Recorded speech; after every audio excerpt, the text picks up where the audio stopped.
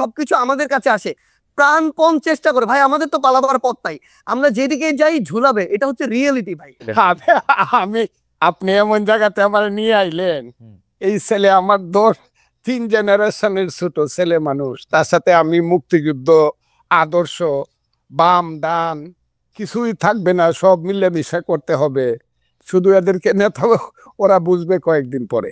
ওই যে এরা যেমন 6 মাস পরে বুঝছে যে একটা মুক্তিযুদ্ধ ছিল, তাদের নেতা মাহফুজ আলম বলছে 6 মাস লাগবে না, এরা 1 মাস পরেই বুঝবে আরো কি কয় এরা।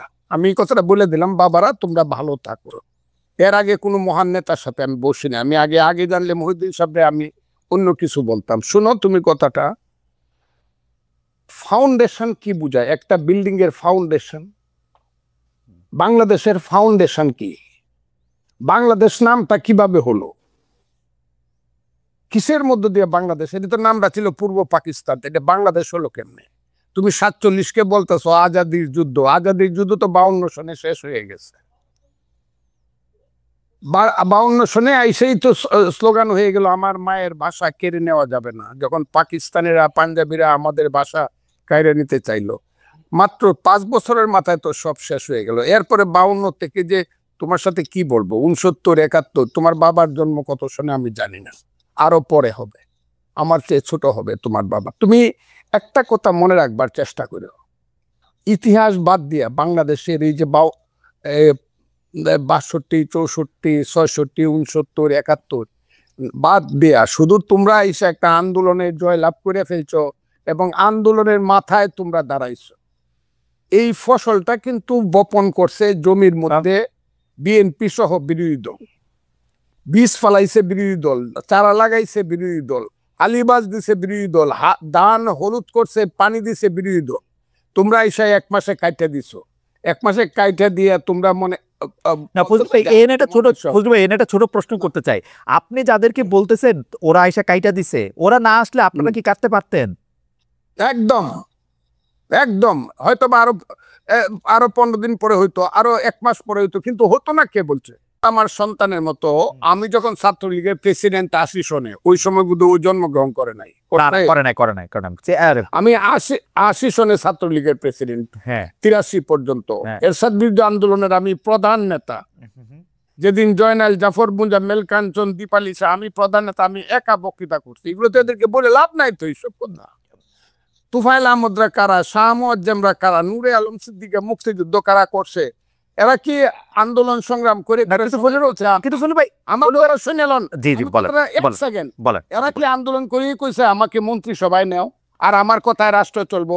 এরা তো এখন গ্রামে গ্রামে বৈশা থাকে, ওই যে সমন্বয়কের নামে জেলায় জেলা কি করতেছে তারা। এখন দল করবে, আমি তাদেরকে অভিনন্দন জানাই রাখলাম, বাবারা একটা দল করো, তোমাদের দল অনেক বড় হোক, সব মানুষ তোমাদেরকে ভোট দেখ, তোমরা মানুষের কাছে যাও, গিয়া তোমরা দেশ চালা। কিন্তু আমাদেরকে নিয়ে, আমাদের মুক্তিযুদ্ধ নিয়ে কটাক্ষ করিয়া যা ইচ্ছা তা বলবা যে আমরা মাপ চাইতে হবে, এখন মুসলমানরা আল্লাহর কাছে মাপ চাইতে হবে, মুক্তিযুদ্ধের যে কথাটাও আমাদেরকে সহ্য করতে হবে, এবং এই কথার পিছনে জামাত ইসলাম নাই, এটা আমাকে ধরতে হবে। এটা কে বলছে? জামাত ইসলাম সব কিছুর পিছনে আছে, যেখানে তোমরা বলো শিবির আছে সমস্ত কিছুর পিছনে। তবে একটা কথা তোমাদেরকে বলি, এই দিন কিন্তু দিন না, this is not the last. এই মুভমেন্টে লাস্ট মুভমেন্ট না, কিন্তু এই গেমটা কিন্তু ফাইনাল গেম।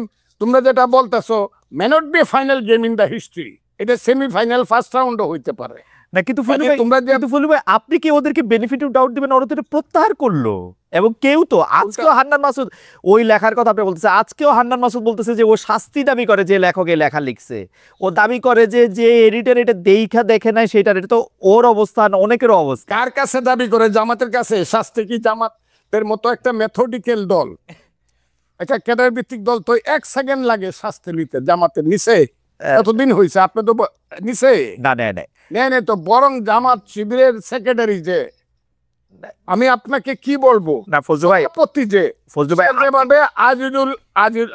আমি হেলালের সাথে তর্ক করছে, আজিজুল বাড়ি হেলালের সাথে মুক্তিযুদ্ধ যে সঠিক ছিল না, এটা কি ছিল, এইসব কুকথা আকথা বা ওই যে কুযুক্তি আমি তুই ছেলেদের সাথে আলাপ করতে না না, আপনি ছেলেদের সাথে আলাপ করেন না, আপনার কথা বাংলাদেশের সবাই শুনতেছে, এই মুহূর্তে 13,000 জনের বেশি এতে লাইভ দেখতেছে। আপনি আমাকে একটা কথা বলেন, আপনি বাংলাদেশের একজন, মানে আমি কি বলবো, সবচেয়ে সাহসী মুক্তিযোদ্ধাদের একজন, মুক্তিযোদ্ধার একজন কমান্ডার। আমাদের যে 54 বছর পরে আইসা মুক্তিযুদ্ধের গুরুত্ব ওদেরকে বুঝাইতে হইতেছে, আপনি যাদেরকে 2 প্রজন্মের পরে, 3 প্রজন্মের পরে, আমারও 2 প্রজন্মের পরের যাদেরকে এটা বুঝাইতে হইতেছে, এর জন্য কি আমরা দায়ী না? আমরা মুক্তিযুদ্ধটাকে কোন জায়গায় নিয়ে গেছিলাম? আমরা সব জায়গায় দায়ী। 54 বছরের মুক্তিযুদ্ধকে সবাই দল, আপনি আমার ওই বক্তব্য শুনবেন। জি, আমি আমার সন্তানকে বলবো, ওই যে আমি বলছি যে প্রথম দিন থেকেই মুক্তিযুদ্ধের ট্রেনটা ভুল লাইনে উঠছিল, শুনছেন আপনি আমার এই বক্তব্যটা? এটা আমি কারে বলছি জানেন? আমার একটা আফসোস কি জানেন, যে এই কথা আপনি ধরেন 1972, 73, 74 সালে আপনি বলতেছেন, 30 বছর 35 বছরের একটা দুর্দণ্ড প্রতাপশালী যুবক, সেই কথাই যখন আবার ওরা বলে, ওর কাছাকাছি কথা বললে আপনি এটা সহ্য করতে পারতেছেন না, এটার কারণটা কি? আর না, ওরা তো মুক্তিযুদ্ধটাকে মাকে অস্বীকার করে, মাকে যে অস্বীকার করে সে সন্তান না। আমি তো মাকে অস্বীকার করি না, আমি বলি আমার মাকে ভুল পথে নেওয়া হয়েছে, আমি বলি সেইটা। আমি তো মাকে অস্বীকার করি না, তো মা অস্বীকার করে, তাই নাকি? মুক্তিযুদ্ধ তো অস্বীকার করি না, আমি বলি মুক্তিযুদ্ধের ট্রেনটাকে ভুল পথে চালানো, আমি বলি তো সেইটা। শুধু ট্রেন ভুল পথে চালানো, তাম কইরা, মানে শোষণ, জনতোষণ, মুক্তিযুদ্ধের নাম করে লাভ হয়েছে। ওই যে ছেলে এখন কথা বলতেছে, হ্যাঁ, ইউনিভার্সিটিতে পড়ে বা অনেক সুন্দর সুন্দর কথা বলে, এরা কথা বলে মুক্তিযুদ্ধ না হইলে ভুল ত্রুটি যত কিছু 54 বছর বলেন, বাঙালির সন্তান কিন্তু জেনারেল জেনারেল ওয়াকারুজ্জামান হইতো না, বাঙালির সন্তান কিন্তু সিনিয়র সচিব হইতো না, বাঙালির এই দেশে আদমজি, ইস্পাহানি, দাউদ, বাউনির সাইকেলের গাড়ি দেখতাম, তার নাতিদের গাড়ি। আমাদের সেই ছেলে যে এখন ওদের যে নেতা হাসনাত আব্দুল্লাহ, আমি তাকে ধন্যবাদ দিব, সে বলছে আমি 4 কোটি টাকা দামের গাড়ি দৌড়াই। 4 কোটি টাকার গাড়ি বাঙালি ছেলেদের থাকতো না, আদমজির নাতি রোলস রয়েস গাড়ি আমাদের দেখতে হতো। মুক্তিযুদ্ধ হয়েছে বলেই বাঙালি বলতে পারে 36,000 কোটি টাকা চুরি করার মতো সুবিধা হয়েছে, না হইলে দাঁড়ায় দাঁড়ায় দেখতে হইতো পাঞ্জাবিরা কি করে দেশ লুট করে, আর আমাদের মেয়েদেরকে নিয়ে গিয়ে সুন্দর সুন্দর বাগনা বানায়। মুক্তিযুদ্ধ সবটা খারাপ এই কথাটা আমি বলবো না, আমার মনে যে ভুল হয়েছে, কিন্তু মুক্তিযুদ্ধ সবটা খারাপ। মুক্তিযুদ্ধ হওয়ার ফলেই বাংলাদেশ নামে একটা দেশ হয়েছে, বাঙালি জাতির একটা রাষ্ট্র হয়েছে, বাস দ্যাটস অল। আমি আপনাকে শেষবারের মতো আসবো 1 মিনিটের একটা প্রশ্ন করার জন্য। সেই প্রশ্নটা হচ্ছে এরকম যে আপনি বাংলাদেশের রাজনীতির, যেটা আমি প্রথমেই করেছিলাম, যে 54 বছরের মধ্যে কোন সময়টা বাংলাদেশ রাষ্ট্র হিসাবে মুক্তিযুদ্ধের আদর্শে পরিচালিত হয়েছে বলে আপনি মনে করেন?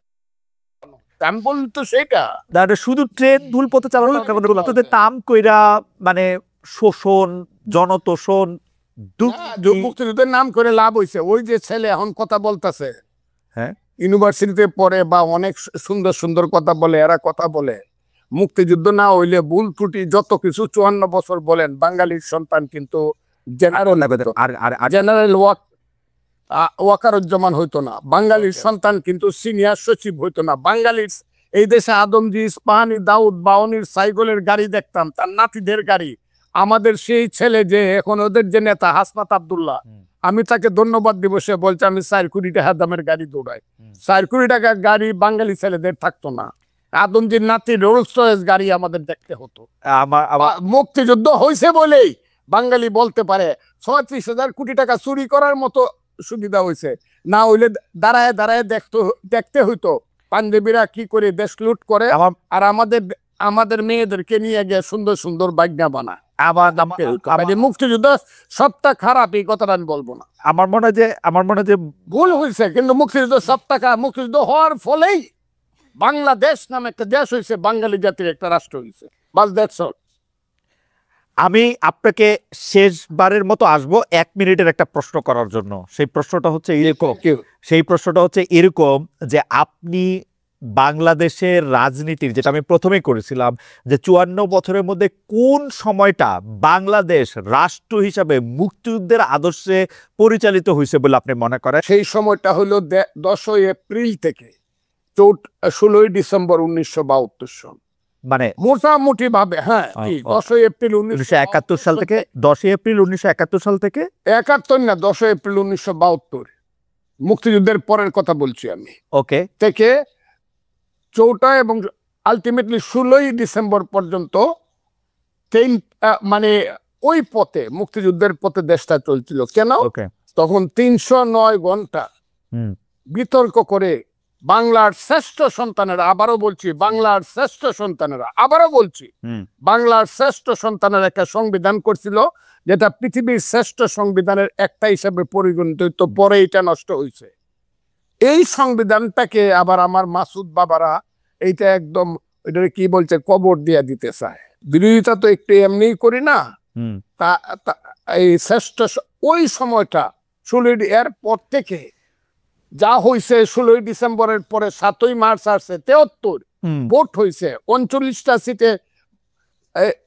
ওই সরকারের আমলেই 39টা সিট আমার মনে যায় এই ফজলুবের কথা শোনা খুবই, মানে কি বলবো, খুবই আকর্ষণীয়, খুব চমৎকার, শুনতে ইচ্ছা করে শুধু, কিন্তু সময় নাই আমাদের, শেষ করতে হতেছে। কিন্তু 72 সংবিধানটা আপনি সত্যি পৃথিবীর সর্বশ্রেষ্ঠ সংবিধানগুলির একটা মনে করেন? সর্বশ্রেষ্ঠ বলি নাই তো, সবচেয়ে ভালো সংবিধান শুনেন, সবচেয়ে ভালো সংবিধান না, শ্রেষ্ঠ সংবিধানে। আচ্ছা, শ্রেষ্ঠ সংবিধান একটা, ওই 70 অনুচ্ছেদ থাকা সত্ত্বে প্রধানমন্ত্রী না 70 অনুচ্ছেদ আমি আপনাকে বলি, হ্যাঁ। 70 অনুচ্ছেদ তখন বাস্তবতায় তো এটা তো অনেক সময় লাগবে। 70 অনুচ্ছেদ তো হইলে 54কে 55কে 56 সনে ওই যে এমপি এমএলএ হইয়া ভোট কেনাকাটা করে যেভাবে প্রতি 24 ঘন্টায় একবার সরকার বদল হইতো, সেই তিক্ত অভিজ্ঞতা থেকে কিন্তু 70। না, এটা আপনারা বলেন বহুবার, এটার বহু রকম রেমেডি সারা পৃথিবীতে আছে, আপনারা ওইটার দিকে আপনারা জান নাই। যাই হোক, আমার কাছে 70 আমি সমর্থন করি না। আমি 72-এর সংবিধানে ফজলু, আপনি খালি 72-এর সংবিধানে আপনার সাথে আমি আলাদা করে একদিন কথা বলবো না। হাওয়েভার আপনি মানে একটু আপনার সাথে কথা বলতে একটু প্রস্তুতি নিয়ে আসা উচিত, একটু সময় নিয়ে আসা উচিত, সেই জন্য আমি একটু প্রস্তুতি আর সময় নিয়ে 72-এর সংবিধানটা নিয়ে আপনার সাথে আপনি একদিন কথা বলবো না। কিন্তু ফজলু ভাই একদম চমৎকার ভাবে বলছেন যে উনি মনে করেন বাংলাদেশ মুক্তিযুদ্ধের চেতনার পথে ছিল হচ্ছে 1972 সালের 10ই এপ্রিল থেকে 4ঠা ডিসেম্বর পর্যন্ত, অর্থাৎ যতক্ষণ পর্যন্ত গণপরিষদ 16 ডিসেম্বর পর্যন্ত, হ্যাঁ 4 নভেম্বর, হ্যাঁ হ্যাঁ 16, আপনি 16 ডিসেম্বর পর্যন্ত মনে করতেছেন, তাই তো? বলছি কারণ 16 ডিসেম্বরে গিয়ে এটা কার্যকরী হচ্ছে। ওকে, 16 ডিসেম্বর পর্যন্ত কার্যকরী হচ্ছে, আর বাকি সময়টার ক্ষেত্রে তিনি সেটা মনে করেন না। আমরা একটু প্রশ্নটা একটু এক্সটেন্ড করি, আপনারা যে রাজনীতির মধ্যে দিয়ে যাইতেছেন, আমি বাংলাদেশের এই রাজনীতি দিয়া গত 30-32 বছর যতদিন পর্যন্ত এগুলো আমি অবজার্ভ করি, দেখছি যে আওয়ামী বিএনপি যে পথে হাঁটতেছে, আপনারা এই একই পথেই হাঁটতেছেন, ওইটারই আপনার রাজনীতি মনে করছেন। গিয়া এলাকার মানুষে বলবেন ব্রিজ বানাই দিবেন, রাস্তা বানাই দিবেন, কাউরে আপনি টাকা দিবেন, টেন্ডার দিবেন, সাহায্য দিবেন, কারো থেকে চাঁদা নিবেন, কাউরে চাঁদা দিবেন, একই সিস্টেম তো, মানে আপনার তো আলাদা কিছু হইলেন না। ভাই শোনেন, একটা জিনিস আপনাকে বলি, সবচেয়ে বড় কথাটা হচ্ছে আমি আপনার এক কথার সাথে সম্পূর্ণ দ্বিমত করি, এবং এই কথাটা আমার কাছে মনে হয়েছে খুবই জেনারেলাইজড একটা কথা। আপনি একটা কথা যেটা রনি ভাইকে বলছেন যে আওয়ামী লীগের দেয়া ছাঁচে বৈষম্য বিরোধী ছাত্র আন্দোলন চলতেছে। ভাই একটা কথা আপনাকে স্পষ্ট করে বলি, সবচেয়ে বড় কথা হচ্ছে বৈষম্য বিরোধী ছাত্র আন্দোলন কোন একজন স্টুডেন্ট কোন একটা কাজ করছে, কোন একজন সাধারণ নাগরিক একটা কাজ করছে, বৈষম্য বিরোধী ছাত্র আন্দোলনের নাম ভাঙায় করছে, সমন্বয়ক শব্দটার নাম ভাঙায় করছে, তার মানে সেই দায় এই বৈষম্য বিরোধী ছাত্র আন্দোলন নিবে, এটা কোনোদিন হইতে পারে না। আমরা আমাদের জায়গা থেকে সবচেয়ে বড় যে জিনিসটা দেখছি যে এই পুরো যে আপনি যে সিস্টেমটার কথা বলতেছেন, কালচারটার কথা বলতেছেন, এইটা বৈষম্য বিরোধী ছাত্র আন্দোলন বলতে আপনারা যাদেরকে চেনেন ফেস হিসেবে এই মানুষগুলো এটার জন্য সবচেয়ে বেশি স্ট্রাগল করে যাইতেছে। এই পুরো বাংলাদেশের নতুন যে সংস্কার প্রক্রিয়া, এটার জন্য সবচেয়ে বেশি স্ট্রাগল করে যাইতেছে।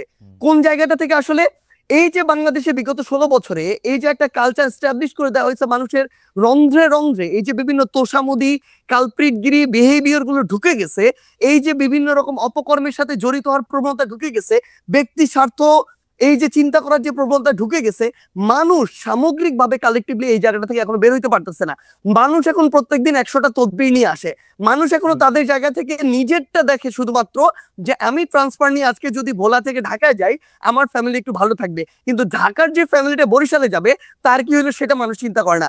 আপনি যদি আজকে দেখেন এই পুরো বাংলাদেশের যে রাজনৈতিক দলগুলো, এই দলগুলো বিগত অর্ধ শতাব্দী ধরে যেই পলিটিক্যাল কালচারটা প্র্যাকটিস করে আজকের এই অবস্থানে আসছে, এই অভ্যুত্থানের পরও ওই পলিটিক্যাল কালচার থেকে ওই পলিটিক্যাল দলগুলো বের হইতে পারে নাই, তার রাজনৈতিক নেতৃবৃন্দ বের হইতে। আমি আপনার সাথে ভাই শেষ করি একটা শেষ ভাই, আমরা তো চোখের সামনে থেকে দেখতেছি, আপনাকে বলি ভাই, আপনি তো বাইরে থেকে দেখতেছেন, আমরা চোখের সামনে থেকে দেখতেছি। আপনাকে বলি আজকে এই যে এত এত রক্তের উপরে দাঁড়িয়ে, খুনের হত্যার উপরে দাঁড়িয়ে, লাশের উপরে দাঁড়িয়ে এই যে সরকার, আমরা তো সরকারের সরাসরি নাই, কিন্তু আমরা সরকারকেও দেখতে পাচ্ছি, মাঠকেও দেখতে পাচ্ছি। আমাদের সবচেয়ে বড় যে সুবিধাটা হয়েছে, মানুষের না আসল চরিত্রটা আমরা দেখতে পাচ্ছি। বড় বড় রাজনীতিবিদ, বড় বড় সুশীল, বড় বড় শিক্ষাবিদ, বড় বড় মিডিয়া ব্যক্তিত্ব, এগুলো আপনার সামনে যতটা ভদ্র যেভাবে প্রেজেন্ট করে, ভিতরে এক একটা কালপ্রিট এবং ভণ্ড। এরা ভিতরে ভিতরে নেগোসিয়েশন করে, ভিতরে ভিতরে এরা তদবির করে, ভিতরে ভিতরে এরা আগের কালচারটা এস্টাবলিশ করার জন্য মাঠে তাদের ছেলেদেরকে পাঠায় চাঁদাবাজি করে, উপরে এসে বলে কে ওখানে চাঁদাবাজি করতে গেছে। এই যে রাজনৈতিক দলের বড় বড় যে নেতাকর্মীগুলো, তারা যদি মাঠ পর্যায়ে বাংলাদেশের বড় রাজনৈতিক দলগুলো সহযোগিতা না করে, তাদের যারা কর্মী তাদেরকে তলে তলে ওই ভিতরে পাঠায়, আবার উপরে উপরে। আজকে আপনি দেখেন কেন আওয়ামী লীগের বিচার হইতেছে না। আওয়ামী লীগের বড় বড় নেতা কর্মীগুলোকে শেল্টার দিয়ে রাখছে। আমি বলি, জেলা আওয়ামী লীগের সাধারণ সম্পাদক সভাপতিকে শেল্টার দিচ্ছে জেলার অন্য কোন বড় রাজনৈতিক দলের সভাপতি সাধারণ সম্পাদক। This is the bitter truth. এই শেল্টার দিতেছে টাকার বিনিময়ে, এই শেল্টার দিতেছে ম্যান পাওয়ারের বিনিময়ে, অথবা এটা চিন্তা করতেছে আজকে থেকে 5-10 বছর পরে তার যদি খারাপ সময় আসে সে তাকে শেল্টার দেয়। তো সবচেয়ে বড় কথাটা হচ্ছে বৈষম্য বিরোধী ছাত্র আন্দোলন বলতে যে 3 জন ওইখানে সরকারি উপদেষ্টা কিংবা মাঠে যারা আছে, অ্যাকচুয়ালি যারা স্পিরিটটাকে ধারণ করে, ভাই 5 তারিখের পরে বৈষম্য বিরোধী ছাত্র আন্দোলন হইছে নতুন করে, এই সংখ্যাটা বেশি, তারা এই নাম ভাঙ্গায় খাইতেছে আরো বেশি। এবং এই মানুষগুলো থেকে শুরু করে অন্যান্য যারা আছে, তারা যদি তাদের জায়গা থেকে যেটুকু সহযোগিতা করা দরকার, এরা শেখ হাসিনার বিরুদ্ধে যেভাবে সহযোগিতা করছে, ওই সহযোগিতা যদি থাকতো বাংলাদেশ 6 মাসে প্রত্যাশার চেয়ে বেশি পরিবর্তন হইতো। কিন্তু সবচেয়ে বড় সমস্যা হচ্ছে আমরা তো সামনে থেকে ওইখানে থেকে ফেসটা পরিচিত হয়ে যাওয়ার কারণে সবকিছু আমাদের কাছে আসে, প্রাণপণ চেষ্টা করে। ভাই আমাদের তো পালাবার পথ নাই, আমরা যেদিকে যাই ঝুলাবে, এটা হচ্ছে রিয়েলিটি। ভাই সামগ্রিক যে স্টেক হোল্ডার গুলো, এগুলো তো বিগত কালচার গুলোর সাথে অতপ্রতভাবে জড়িত এবং সহযোগী।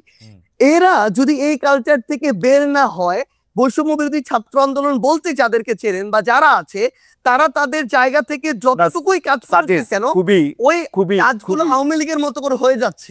আপনারা তদবির করতেছেন তো, বিভিন্ন জায়গায় আপনারা তদবির করতেছেন তো, করতেছেন না? আসতেছে আপনাদের কাছে একটা ভাই, শুনেন ভাই, আসতেছে 100টা, হ্যাঁ করতেছি না ভাই। আপনি একটা রেফারেন্স বের করে দেখাবেন যে এই তদবিরটা করছি। এবং যদি কোনো একটা ক্ষেত্রে ভাই বলি, ধরেন কোন একটা জেলার ডিসি ওই জায়গায় গিয়ে এখনো রাজনৈতিক দলের তোষামোদি করতেছে, জনগণের চিন্তা না করে নির্দিষ্ট কিছু মানুষের এজেন্ডা বাস্তবায়ন করতেছে, ওই এলাকার মানুষ, জনগণ, ছাত্র প্রতিনিধি সবাই একসাথে এসে যখন বলে, তখন এই দাবিটা তুলছি। কিন্তু আপনি এটা যখন জনগণের ক্ষেত্রে হবে, দেশের স্বার্থ হবে, তখন আমরা আমাদের জায়গা থেকে দাবি তুলবো। আপনি এটা একটা এক্সাম্পল দেখাবেন। আমি দেখাবো সার্জিস, আমি একটা এক্সাম্পল দেখাবো, একটা এক্সাম্পল দেখা, অবশ্যই একটা এক্সাম্পল দেখা, একটা এক্সাম্পল। হ্যাঁ, আপনারই দেখাই। বলেন। আমার এটা বলতে মানে এটা খুব ইচ্ছা ছিল না, কিন্তু যাই হোক, একজন জুডিশিয়ারির একজন খুব উঁচু পদের কর্মকর্তা আমাকে জানিয়েছেন, আমি বলি। সেটা হচ্ছে আপনার বাবার তদবিরের কারণে নিয়োগ বন্ধ করে দেওয়ায় পঞ্চগড়ের জেলা জজ আর চিফ জুডিশিয়াল ম্যাজিস্ট্রেটকে মিনিস্ট্রিতে অ্যাটাচড করা হয়েছে। ভাই শোনেন, একটা কথা বলি, মানে এই যে এটার চেয়ে বড় প্রোপাগান্ডা। এবং আপনি শোনেন, জাস্ট একটা এক্সাম্পল, পুরো পঞ্চগড় জেলার যত মানুষ আছে তাদেরকে জিজ্ঞাসা করবেন, পুরো পঞ্চগড় জেলার বৈষম্য বিরোধী ছাত্র আন্দোলন আছে তাদেরকে জিজ্ঞাসা করবেন, পুরো পঞ্চগড় জেলার বৈষম্য বিরোধী ছাত্র আন্দোলন পুরো জেলা কোর্ট থেকে শুরু করে এভরিথিং ব্লক করে রাখছিল শুধু একটা কারণে, এই জেলা জজ এবং চিফ জুডিশিয়াল ম্যাজিস্ট্রেট তারা তাদের জায়গা থেকে একটা নিয়োগ প্রক্রিয়ার পরীক্ষার আগেই তারা বিভিন্ন জায়গায় ম্যান সেট করে রাখছিল। এবং ওইখানে যারা পরীক্ষার্থী ছিল তাদের প্রতিবাদের মুখে পড়ে তারা পরীক্ষাটা পর্যন্ত বন্ধ করে দিতে বাধ্য হয়। এবং সবচেয়ে মজার বিষয় হচ্ছে, একটু অ্যাড করি ভাই, সবচেয়ে মজার বিষয় হচ্ছে ওইখানে অ্যাপ্লাই করেছিল মনে করেন 2000 স্টুডেন্ট, তারা তাদের মতো করে বিভিন্ন এক্সকিউজ দিয়ে প্রায় অর্ধেক স্টুডেন্টকে পরীক্ষা দিতেই দেয় না, বাকিদেরকে দিয়েছিল। এবং এরপর এটা পর্যন্ত রেফারেন্স ওই স্টুডেন্টদের পরীক্ষার্থীদের কাছে চলে গিয়েছিল, বিভিন্ন পলিটিক্যাল দল তাদের জায়গা থেকে লিস্ট পাঠিয়েছিল। এবং এই চিফ জুডিশিয়াল ম্যাজিস্ট্রেট এবং জেলা জজ যিনি রয়েছেন, তারা বিগত সময়ে আওয়ামী লীগের সময়ে তারা ওই সময় যে আইন এবং বিচার মন্ত্রণালয়ের যিনি মন্ত্রী ছিলেন তার লিস্ট দেখে দেখে পঞ্চগড়ে নিয়োগ দিয়েছে। এই অভিযোগগুলো এক করে পুরো পঞ্চগড় জেলার ওই পরীক্ষা যারা পরীক্ষার্থী তারা রাজপথে নেমেছিল, মানুষ নেমেছিল, বৈষম্যবিরোধী ছাত্র আন্দোলন নেমেছিল। কোন সিঙ্গেল একজন পার্সন যদি এটা বলতে পারে, ভাই আমিও বলতে পারি খালেদ মহিউদ্দিন ভাই বিগত সময়ে এরকম অনেক কঠিন কঠিন টকশো করেছেন, কিন্তু তারপরও আওয়ামী লীগের বিরুদ্ধে কঠোর হন নাই। সাপোজ এটা এরকম আসতেছে, এই জন্য ভাই 100 কোটি টাকা পেয়েছিলেন, এটা আমি বললাম, কিন্তু এটা কোনদিন সত্য হইতে পারে না। আপনি সিঙ্গেল এরকম একটা দেখাবেন যে কেউ একজন বলবে যে আমাদের একটা রেফারেন্স ওই জায়গায় গিয়েছিল, আপনি- যে কারণে আমরা এটা বাধা আচ্ছা প্রথম Single কথা, আচ্ছা প্রথম কথা যে আপনারা এটা খুব ভালো করে জানেন, আপনারা কিন্তু রাজনৈতিক আন্দোলন করেন নাই রে ভাই, আপনারা কিন্তু রাজনৈতিক আন্দোলন করেন নাই, আপনারা চাকরি আন্দোলন করছেন। No, ভাই, না, আপনার সবচেয়ে বড় শুনেন, আপনার কাছে অভিযোগটা আসছে, তারপর আপনি এটা সমাধান করলেন, ব্যাপারটা কিরকম? না না না, আমার কাছে অভিযোগ কেন আসবে? আমার কাছে কোনো অভিযোগই আসে নাই। হ্যাঁ। আমরা আমাদের জায়গা থেকে যে জিনিসটা দেখেছিলাম যে যখন পঞ্চগড় জেলার বৈষম্যবিরোধী ছাত্র আন্দোলন এই একটা মানে আগে থেকেই ঠিক করা নিয়োগ প্রক্রিয়ায় যাচ্ছিল, এবং তাদের আগের রেকর্ড গুলো এরকম যে বিভিন্ন রেফারেন্সে, বিভিন্ন সুপারিশে এবং অর্থ লেনদেনের মধ্য দিয়ে তারা নিয়োগ দিয়েছে। পুরো বৈষম্যবিরোধী ছাত্র আন্দোলন শুধু না, পুরো পঞ্চগড় জেলা জজ কোর্ট জানে, যত অ্যাডভোকেট আছে সবাই আচ্ছা ঠিক যে আছে। তারা এগুলোর সাথে জড়িত। ভাই শেষ করি। হুম। তো তখন যখন তারা এই আন্দোলনে নামে, সেই জায়গার জেলা প্রশাসক থেকে শুরু করে জেলা পুলিশ সুপার এবং অন্যান্য যারা, ইভেন আইন এবং বিচার মন্ত্রণালয়ের যারা যিনি দায়িত্বে রয়েছেন সচিব হিসেবে বা অন্যান্য হিসেবে, তারা তাদের জায়গা থেকে এই বিষয়টি শুধু আমাকে বলেছিল যে এটুকু যেন দেখা যায় যে স্টুডেন্টরা যেন ওখানে ভাঙচুর না করে বিচারিক প্রাঙ্গণে। সেই জায়গাটিতে আমরা আমাদের জায়গা থেকে বৈষম্যবিরোধী ছাত্র আন্দোলনকে বলেছিলাম তারা তাদের যৌক্তিক আন্দোলন চালিয়ে থাক, কিন্তু তারা যেন কোনো ভাঙচুর প্রক্রিয়া দেখে, এইটুকু। ঠিক আছে। এটা হচ্ছে প্রশাসনিক বিষয় ভাই, কিন্তু না আমার মনে হয় যে ভাই, একটা কথা অ্যাড করতে হবে ভাই, জি, বলেন বলেন একটা কথা অ্যাড করতে হবে, সেটা হচ্ছে সবচেয়ে বড় বিষয় হইতেছে কি ভাই, কিছুদিন আগে আমি এরকম দেখছিলাম সোহরাওয়ার্দী মেডিকেলে একটা প্রেসক্রিপশনে লেখা সমন্বয়ক সার্জিস আলমের আত্মীয়, বাড়ি হচ্ছে নাটোর না পাবনা, এরকম কিছু একটা জায়গা। আমার 14 গোষ্ঠীতে ভাই এখানে কেউ নাই। এখন অল্প কিছু নাম যেহেতু সবাই জানে, এই নামগুলোকে বিভিন্নভাবে ব্যবহার করা হয়। যখন দেখতেছে তার প্রত্যাশিত কিছু একটা হচ্ছে না, তখন যাকে তার সন্দেহ হচ্ছে তার বিরুদ্ধে এরকম এলিগেশন দিয়ে দিচ্ছে। ওকে কিন্তু এটা যখন ভাই একটা জিনিস শুধু বলি, এটা যখন আপনি আপনার জায়গায় এরকম, আপনি ভাই আমাদের কাছে অনেক রেসপেক্টেড, একদম সোজা বাংলা কথা বলি ভাই। সো সেই জায়গায় যখন এরকম মানে এরকম একটা কথা চলে আসে, কেউ একজন বললো ওইটা এরকম একটা মেইন স্ট্রিম জায়গায় চলে আসে, এটা খুবই অপ্রত্যাশিত। আর আপনাকে যদি অফিসের কথা এবং এই কথাটা বলি ভাই, আমি আমার জেলায় এ পর্যন্ত 8,000 কম্বল দিয়েছি ভাই। এই টাকাটা কোনো চাঁদার টাকা না। এই 8,000 কম্বল আমি যদি ওই মানুষগুলোর সাথে যোগাযোগ করে না নিতাম, ওই মানুষগুলো অন্য কাউকে দিত। বাংলাদেশে এরকম অন্তত কয়েক হাজার মানুষ আছে যারা প্রত্যেক বছর 10-20 হাজার কম্বল বিভিন্ন জায়গায় দেয়। আমি এর মধ্যে মনে করেন 10 জন মানুষের খোঁজ পেয়েছি বা খুঁজে বের করেছি। আমি হ্যাঁ ওটাতে যাচ্ছি ভাই। আমি তাদেরকে বলেছি যে ভাই আমার পঞ্চগড়ে প্রচন্ড শীত, আপনি যদি আমাকেও 1,000 দিতেন, আমি আমার মাধ্যমে বিতরণ করতাম, তাহলে ভালো হতো। তারা দিয়েছেন, এইটুকুই কম্বলের বিষয়। 2 নম্বরে আসেন ভাই রূপায়ণ টাওয়ারের বিষয়। ভাই একদম স্পষ্ট কথা বলি, বাংলাদেশের রাজনীতি করতে বিগত রাজনৈতিক দলগুলো যেই লেভেলের টাকা খরচ করার কালচার তৈরি করেছে, একদম মানে কালো টাকা দিয়ে, সেটা যদি কন্টিনিউ হয় আমাদের দ্বারা বাংলাদেশের রাজনীতি করা সম্ভব না, একদম ক্লিয়ারলি বলে দিলাম। আমরা আমাদের জায়গা থেকে ভাই একটা ফাউন্ডেশন করার প্রসেস অলমোস্ট শেষের দিকে। এই ফাউন্ডেশনে ওপেন ফান্ডিং হবে দেশের এবং দেশের বাইরের। আমরা আমাদের জায়গা থেকে আমাদের ম্যানিফেস্টো তুলে ধরবো পুরো পৃথিবীর মানুষের সামনে। আমরা যদি আমাদের রাইট ট্র্যাকে থাকি তারা ফান্ডিং করবে, যদি না থাকি তারা ফান্ডিং করবে না। এবং আপনি যে এই গাড়িটার কথা বলছেন ভাই, আমি আপনাকে বলি, আপনি যদি দেশে থাকতেন না, আপনি এতদিনে আমার অন্তত 5 দিন কল পাইতেন যে ভাই মহিউদ্দিন ভাই আপনার তো হচ্ছে 2টা গাড়ি আছে, আমাকে একটা গাড়ি একটু 3 দিনের জন্য দেন বা 1 দিনের জন্য দেন, ড্রাইভার এবং গাড়ি আপনার, তেলটা আমি দিব ভাই। আমি ভাই লিখে দিতে পারি, আপনি খালেদ মহিউদ্দিন ভাই আপনার 2টা গাড়ির মধ্যে একটা গাড়ি একদিনের জন্য আমাকে দিতেন। এরকম আমাদের বাংলাদেশে এই অভ্যুত্থান পরবর্তী সময়ে হাজার হাজার মানুষ আছে ভাই, যে 16 বছর পরে একটু হাফ ছেড়ে নিঃশ্বাস নিচ্ছে। এই মানুষগুলোর ওই সামর্থ্যটুকু আছে। এই মানুষগুলো এখন লক্ষ লক্ষ কোটি কোটি টাকা